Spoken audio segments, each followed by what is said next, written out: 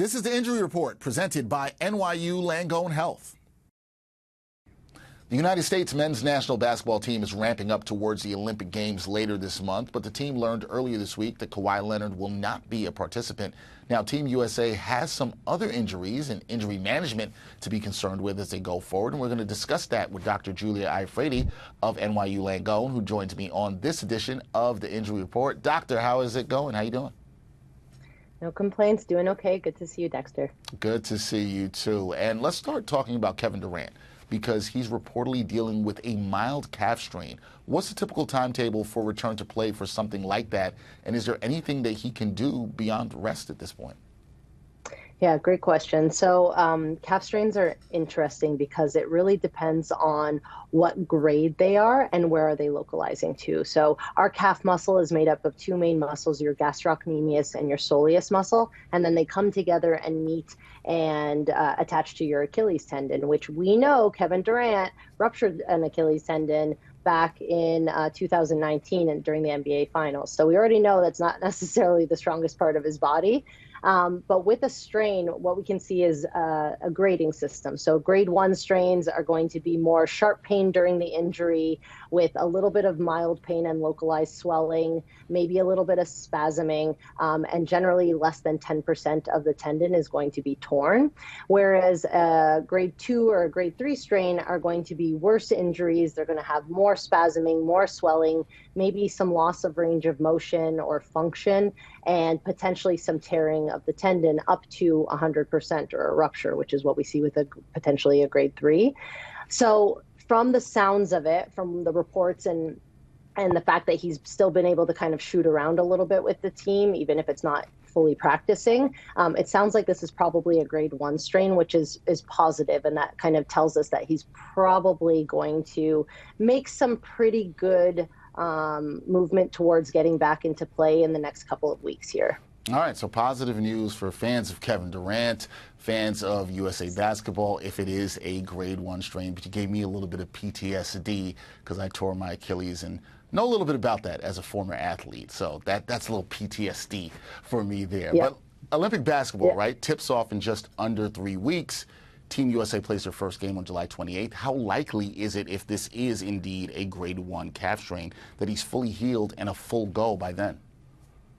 Right. So he says he injured himself about 10 days prior to the start of their practices, which was on, so July 6th was the start of practice. So 10 days before that would put us at about June 26th. Their first game is scheduled to be July 28th.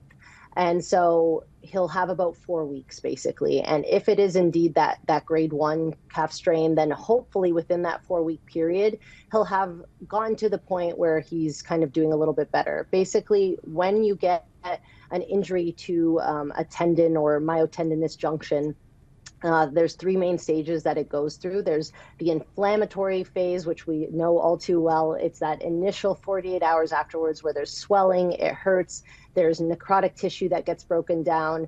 And then that moves on to a proliferative phase, which usually lasts somewhere between 7 to 21 days.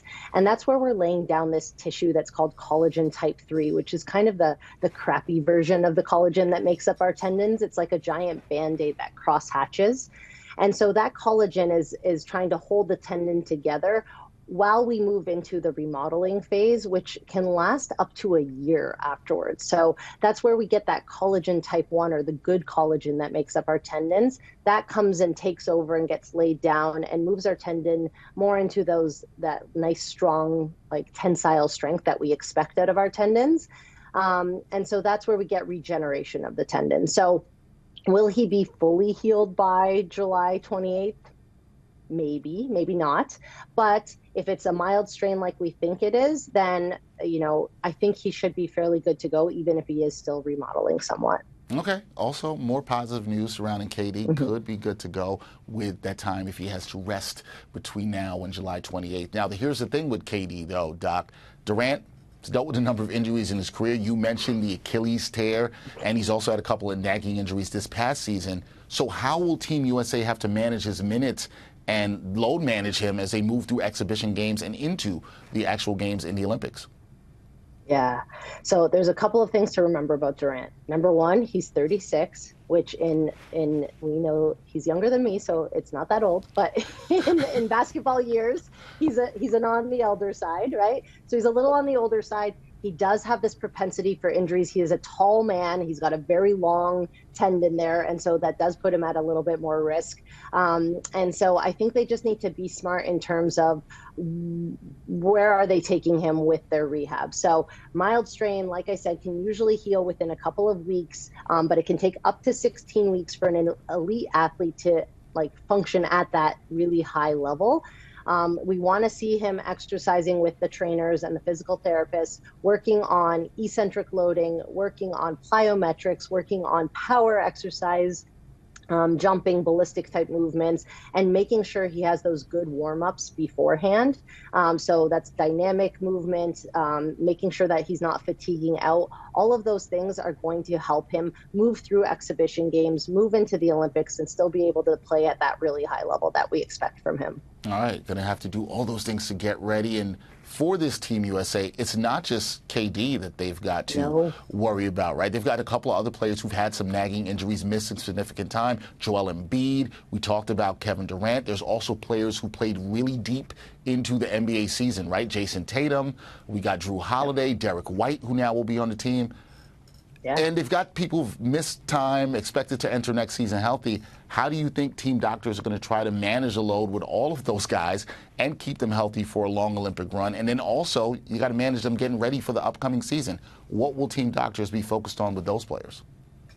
Yeah, so like you had mentioned at the beginning of the segment, Leonard is now out because of this ongoing knee issue that he was having, and now White's taken his place. A lot of these players do have a propensity for injury, and they all play at this very high level. We have a bunch of Hall of Famers on this team, a bunch of All-Stars on this team. They're going to be expected to play at that level once they get back into the regular NBA season. So I think the smart thing here would be, being aware of the injury history, knowing about what kind of load management to be giving these players, making sure they're having those good dynamic warm-ups, and limiting the amount of fatigue they're allowing. So you might see these players get switched in and out a little bit more frequently than we would otherwise expect, so that they're not getting to that point of fatigue and that point of potential injury, so that they can get back to playing in the NBA after hopefully bringing home another gold medal. Yeah, that is the hope. See it happen. Gold medal, no injuries, healthy, ready for next season. We'll see how Steve Kerr and the medical team with Team USA handles the minutes for those players. That is Dr. Julia Iafrate of NYU Langone. Does such great work for them. Always a great job by you, Doc, here on the Injury Report. Appreciate you. Thank you so much. Thanks, Dexter. Take it easy.